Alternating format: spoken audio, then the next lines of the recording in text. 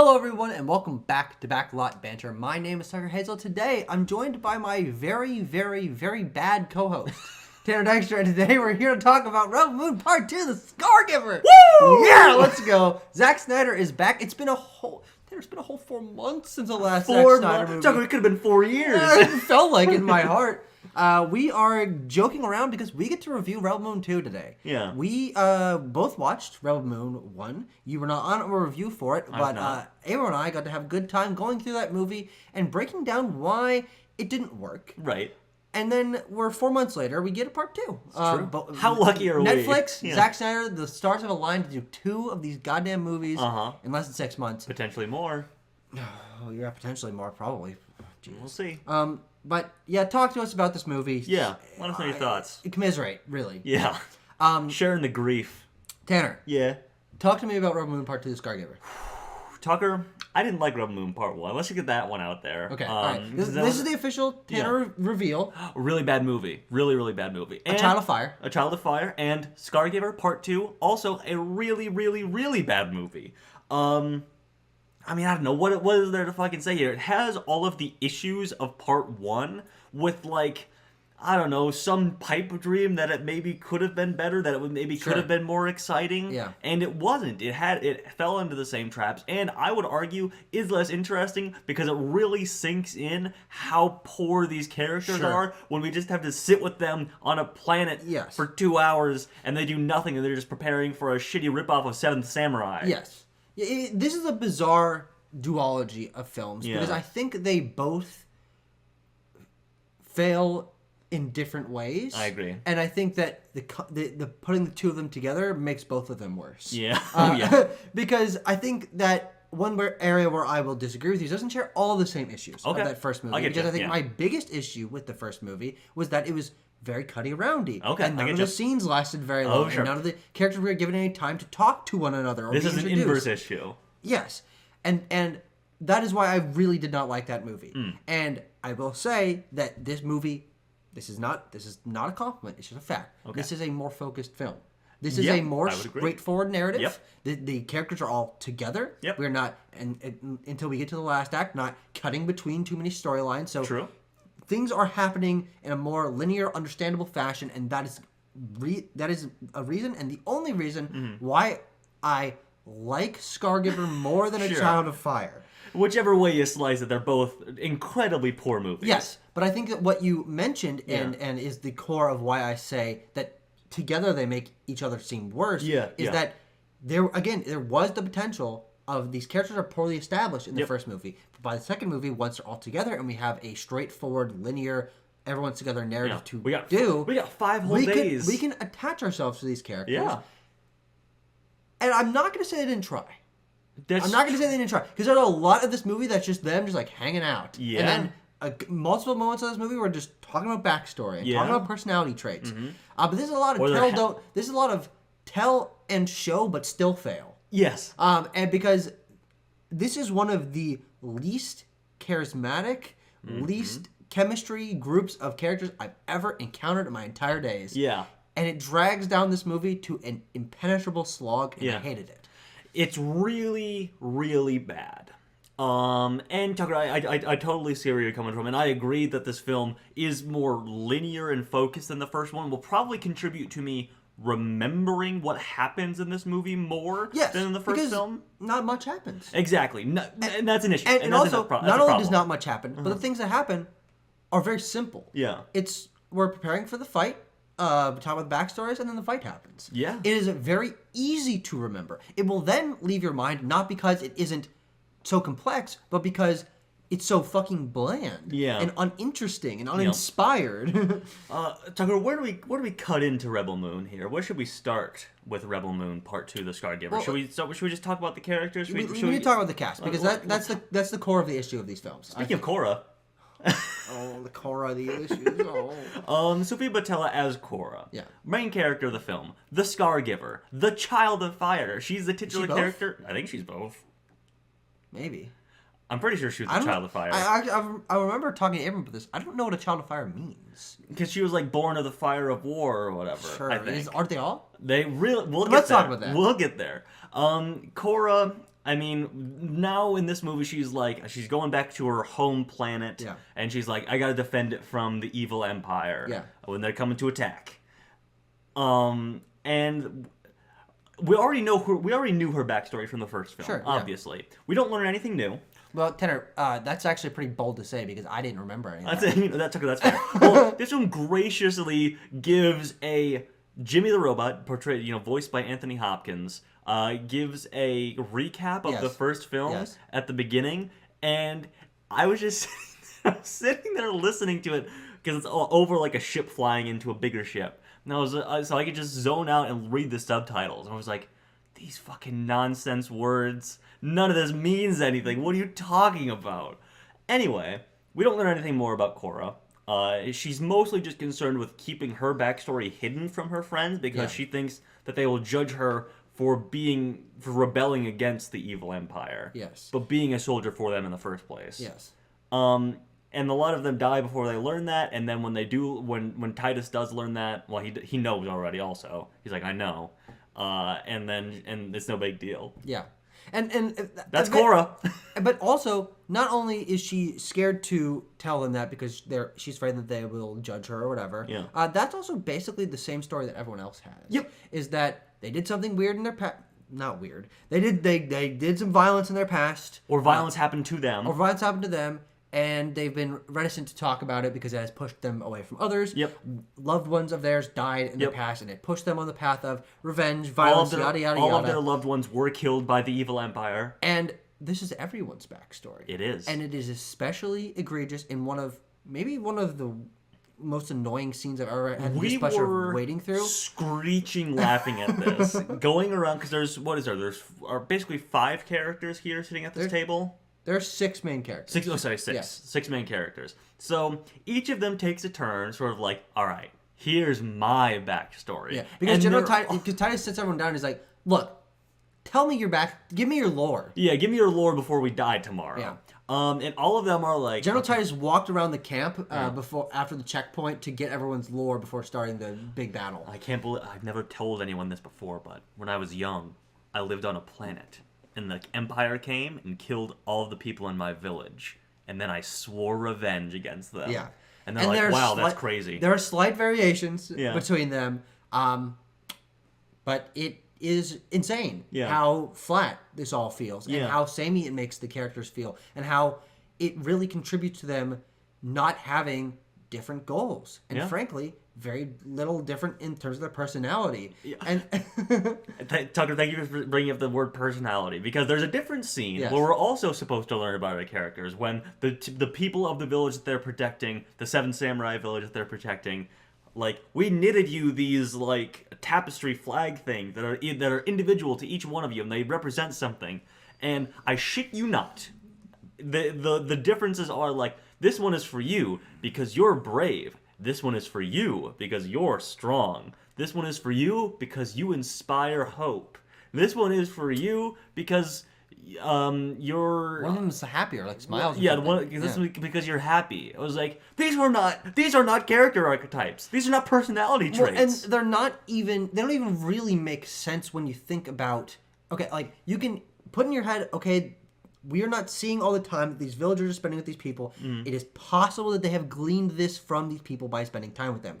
But we don't see any of that. No, of course. You have to do an extreme inference for that and assume what we are not seeing is actually maybe even more important than what we get to see, because we never see the characters portray any of these things, especially not by the point where they're handing them these tapestries, because all we've seen them do up to this point is saddle up into the village and then go on a really, really, really, really slow and long grain montage. Well, the slow and long grain montage. I want to talk about that. Also, when they rock up to the village, they're like, hey, Empire's done. You guys are safe. And then the 2 kids rock up and they're like, nope. The Empire's going to be here in 5 days. Yeah. And that's the inciting incident of this film. And I want to drill into that a little bit, because what is the connective tissue between Rebel Moon Part 1 and 2? At the end of Rebel Moon Part 1, Cora kills Noble. Yeah. But then they have magic goop that brings him back, and so then he's fine. And then, so like, why kill him?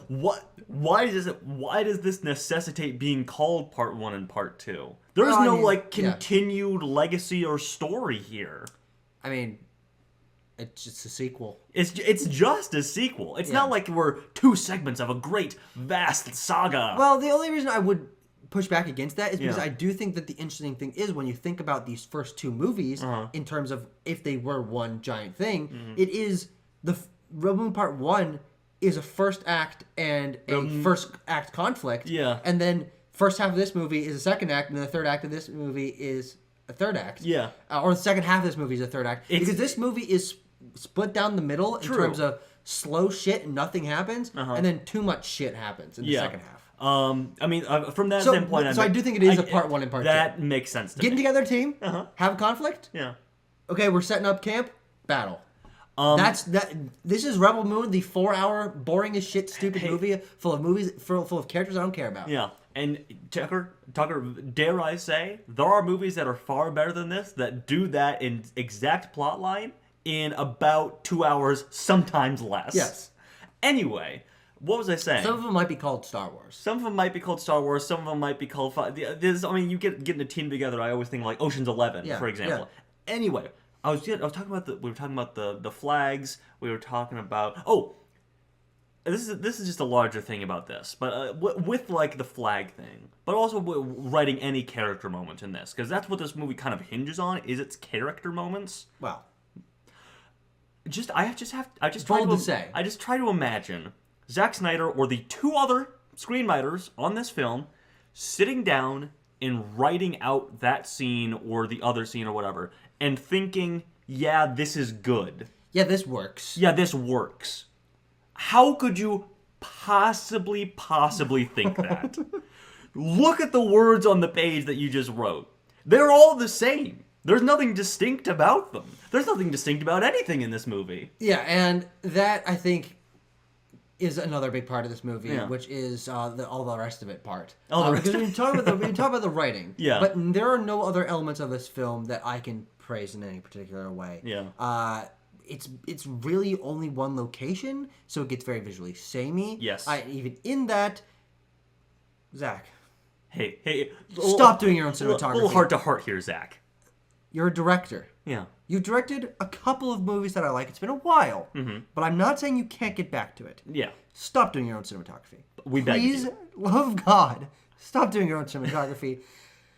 This movie looks so bad. It looks so bad. It looks bad. Color grading is flat as shit. Yeah. The depth of field is insane. Yes. And this is something that clearly he just likes doing. Yeah. Because it applies to both A Child of Fire and to Army of the Dead. Or like the same thing at the end of Zack Snyder's Justice League. Sure. With the give me the reach around kind of thing, because that was literally filmed in like Zack Snyder's fucking backyard or whatever. So I have to imagine that he did that, and then he's like, oh, it's really easy to like do CGI and stuff like that when the depth of field is about that thick. Yes. And what it contributes to is this movie being a muddy, blurry mess. Yeah. The foreground is out of focus and seems smudgy, and then makes the corners of the frame feel really like awkward, like you're like looking through murk. The back of the frame is worse. Is doubly smeary and blurry because it's CGI. Yeah. It's smeared CGI with muddy brown and gray colors. Yeah. And that's it. That's the entire movie for 2 hours. And but there are just so many background characters, and there are so many little ships that don't look good flying in and out of frame, and there's animals and planets and mountains, and it's like, oh, this is all this stuff, but it just feels like stuff. It doesn't feel like a coherent place. It's just, let's just put CGI everywhere. Speaking of Zack Snyder and what he likes to do, we thought that we could get out of these 2 parts of Rebel Moon without the classic Snyder Christ imagery here. But then, the 3rd act, there's smoke on the battlefield. Our heroes, it's all but lost. But who shows up? Jimmy, the fucking robot, voiced by Anthony Hopkins. Who has done jack shit for the entire first movie and the first half of this movie. Who's only there to like peek around rocks at our characters doing things and narrate.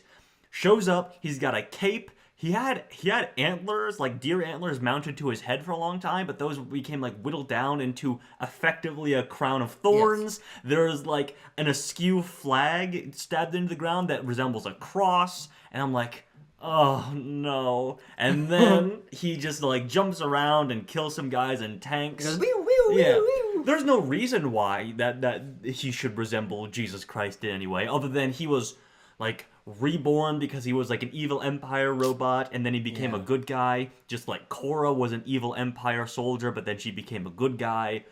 Just like Titus, just like Titus, just like, yeah. like just go down the list. Yeah. And that's just stupid. I just like to shout it out anytime that it pops up in a Zack Snyder movie because he does it without any meaning to it, and it's stupid. Yeah. Every single time. Yeah. I'm gonna be honest. I don't really want to talk about this movie anymore. That's fair. Is there any other major things we need to touch on? Because I want to get this over with. This is another like meta thing Okay. that I remarked on last night. And looking down the barrel of two director's cuts for these two films, and then potentially Rebel Moon 3, 4, maybe even Rebel Moon 5 and 6, potentially with their own fucking director's cuts. Yeah, we'll see. I have to just look back to a couple years ago when Zack Snyder said, hey, I want to do Star Wars. And presumably, Lucasfilm, either because they didn't want him to do it or because Star Wars movies are a fucking mess right now, were like, no, Zack Snyder, you can't do that. And that's what started this. Yeah. He just wanted to make a Star Wars movie, and now we're subjected to this. Yes. And it's especially annoying because, as we were talking about last night, so you guys weren't privy to this, we're letting you in on a little trade secret. That would have been a better movie. Yeah. Because the problem with the Rebel Moon series is it's all Zack Snyder. Mm-hmm. He has made his best movies, and some of his worst, actually. Yeah. He's made his best movies when he's working in the worlds of other people. He's adapting things. Yeah, his best two movies, for my money, are 300 and Dawn of the Dead. Sure, yeah. Both adaptations. Yes. And now Zack Snyder gets to be his own writer, producer, director, cinematographer. Yes. And come up with a whole lore that is ripping off of other stuff and doing it worse. Uh-huh. And no one at Netflix can tell him no. Yeah. Clearly. They're not in the business of that. Clearly they can't tell him no. And so he just does whatever the fuck he wants. And I hate to say this, but sometimes studio oversight can be a good thing if a director doesn't have a clear artistic vision. Yeah. This is a mess of a franchise. Well, here's my thing. I don't think Netflix could have fixed any of this. No, of course, no. If Universal had been producing his movies, sure. If Paramount had been producing these movies, and there are people that have been producing movies at these studios that could have shaped this into something more coherent, that would have put on a secondary writer, a second unit director, that could have cleaned some of this up. They would have told him not to be his own cinematographer. What we're really talking about there is like the studios could have gotten actual artists to come in and try and do this, not the studios themselves being like, let us fix this. Yeah. Because what it ends up being is it's just like, going back to the Star Wars thing, it's so transparently him saying, "Oh, I can make Star Wars." Yeah, we got lightsaber battles. We got a droid. Yeah, we got these big things they ride around the evil on. Empire, Nazi Empire. First of all, it's already been done. Has been done for decades and decades, and you can't. You clearly can't. Yeah. It's been done, and people have tried and failed before you, and people will try and fail after you. And just try and do your own thing, man. Come up with something else. I don't know. No. What? Army of the Dead? Do Army of the Dead. Aren't you supposed to be making like 4 of those for Netflix too? Did you drop that like a bad habit? Hey, here's hoping that he drops Rebel Moon like he did with the Army of the Dead stuff. I have no idea if he will, because it doesn't seem to faze Netflix that their movies, almost all of them, get bad scores. Yeah. And these are getting really, really, really atrocious scores. Yeah. The worst scores of Snyder's entire career. Yes, and Scargiver is the lowest of all of those. It's at almost half of what the first movie had, which is insane. But frankly, makes sense because I think that people are they're willing to give him the benefit of the doubt with the first one of this is entirely his own thing. And then once it's very clear that there isn't a direction where this is going, that these characters aren't sticking around in your mind, that the action is messy and incomprehensible, that the lore is nonsense. Yep. That this is it's just bad. It's just bad. It's just really, really, really, really bad. One of the very few times that we say this on Backlot Banter, don't watch this. No, absolutely do not, because the thing that is pushing Zack Snyder to want to do this more is that people turn on Netflix slop. Yeah. And don't care. True. I mean, people turn this on to the degree that he believes. Maybe he believes. I think that he believes full-heartedly that Rebel Moon Part 1, if it were in theaters, would have made $1.6 billion. Well, it wouldn't have. He said that on the fucking Joe Rogan Experience. I think he believes that. And I'll tell you why it wouldn't have is there aren't that many Zack Snyder fans, and also it's a bad movie. Yeah. And then people wouldn't have gone to see it because it's a bad movie. Correct. Barbie's a good movie. Barbie is a good It's movie. a very good movie, actually. Yeah. That's why that movie made a lot of money. Yeah, correct. People liked it. People liked went it. back to see it. People Yeah. would not go back to see a Child of Fire in theaters. No, I don't think so. Anyway, folks, we need to score this. We do need to score this. What are you thinking? I'm gonna say a 2 out of 10. I'm gonna go 1 out of 10. All right. Well, this is a legendarily low score for Backlot Banter. Yep. We'll see what happens next, because it's at least. I'm morbidly curious. That's the honest God truth. The reason I watched this is because I'm morbidly curious about Zack Snyder. I mean, he is an important. If you pay attention to film, mainstream film, American film, whatever, he is an important figure. Yeah. In mainstream filmmaking. And we've locked ourselves into this now. Yep. We watch basically everything. We have to watch the big important things, and like it or not, these are big important things to some extent. Yeah. See you guys. Bye.